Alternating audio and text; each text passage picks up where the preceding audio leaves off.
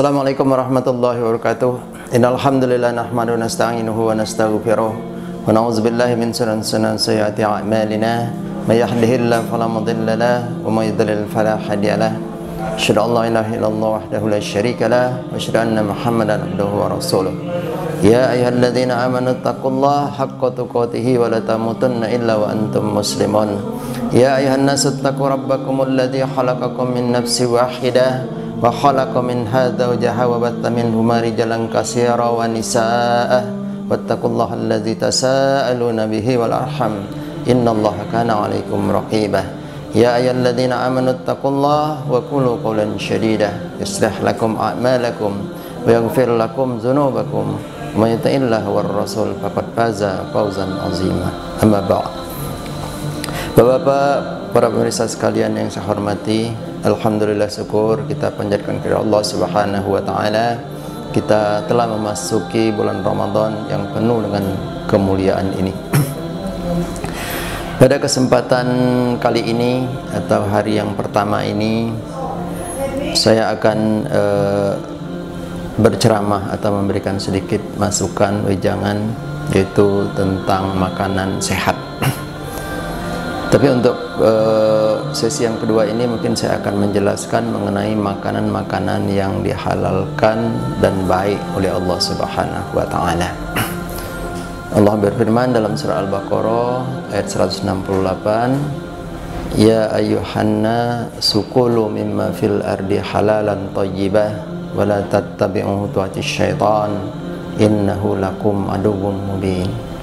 Wahai manusia, makanlah kamu yang halal lagi baik, dan janganlah kamu ikuti langkah-langkah syaitan, karena sesungguhnya syaitan itu musuhmu yang paling nyata. Kemudian Allah berfirman pada surah Al-Baqarah ayat 172, yaitu tentang makanan orang-orang yang beriman. Ya ayyuhalladzina amanu kulu min thayyibati ma razaqnakum wazkuru lillahi kuntum iyyahu ta'budun. Jadi wahai orang-orang yang beriman, makanlah kamu yang halal lagi baik dari rezeki yang diberikan Allah kepadamu. Jadi di sini kalau orang-orang beriman tidak dijelaskan lagi oleh Allah Subhanahu wa taala tentang halalnya, karena orang beriman itu seharusnya lah dia memilih makanan yang halal. Makanan yang haram itu akan menyebabkan doa itu tidak dikabulkan oleh Allah Subhanahu wa taala. Berdasarkan hadis Rasulullah sallallahu alaihi wasallam yang sahih, di mana ada Nabi sallallahu alaihi wasallam bersabda yang kira-kira kesimpulan hadisnya itu, ya. Ada seorang yang bepergian jauh, pakaiannya kusut, rambutnya kusut.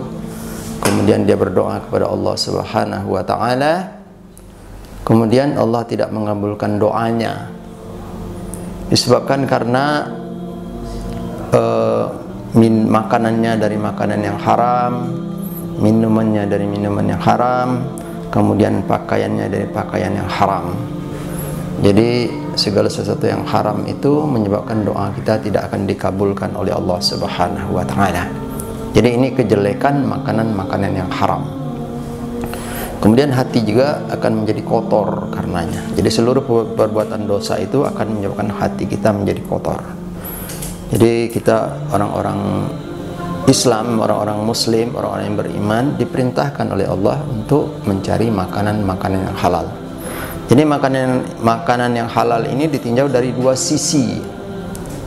Jadi sisi pertamanya yaitu halal mengenai zatnya. Jadi zatnya mesti halal.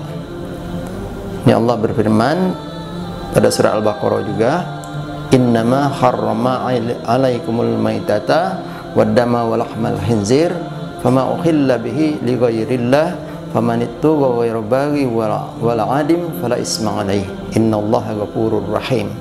Kemudian pada surat Al-Maidah ayat 3 hampir sama saja kira-kira artinya. Jadi yang dihalalkan oleh Allah itu, yang diharamkan oleh Allah Subhanahu wa taala itu adalah bangkai, darah, kemudian hewan yang disembelih, darah ya, hewan yang disembelih dengan tidak menyebut nama Allah Subhanahu wa taala. Kalau surah Al-Maidah ditambah binatang-binatang yang mati tercekik, ditangkap binatang buas, kemudian mati terjatuh yang tidak disempat disembelih. Jadi ini yang diharamkan oleh Allah Subhanahu wa taala. Kemudian haram cara mendapatkannya. Jadi cara mendapatkannya haram.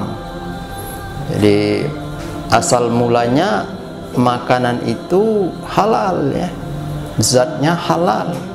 Tetapi cara mendapatkannya haram, maka dia tetap jatuhnya ke arah haram juga. Kemudian yang kedua, karena waktu singkat saya jelaskan saja, yang kedua ini toyiban. Toyiban ini adalah makanan yang baik, yang bergizi, ya, yang berkah untuk tubuh kita. Jadi Allah telah menciptakan tubuh kita sedemikian rupa, di mana Dia membutuhkan makanan yang bergizi, yang bermanfaat buat tubuh kita, baik yang dipergunakan untuk tenaga, untuk pertumbuhan, untuk mengganti bagian-bagian yang rusak, sehingga alat-alat tubuh kita bisa berfungsi secara optimal. Jadi nanti pada masa-masa yang akan datang saya akan menjelaskan mengenai makanan-makanan yang bergizi ini. Jadi untuk sekarang mungkin cukup sekian saja yang dapat saya sampaikan. Untuk waktu yang akan datang saya akan menjelaskan mungkin lebih agak mendalam tentang makanan yang bergizi ini. Saya kira ini saja yang dapat saya sampaikan. Assalamualaikum warahmatullahi wabarakatuh.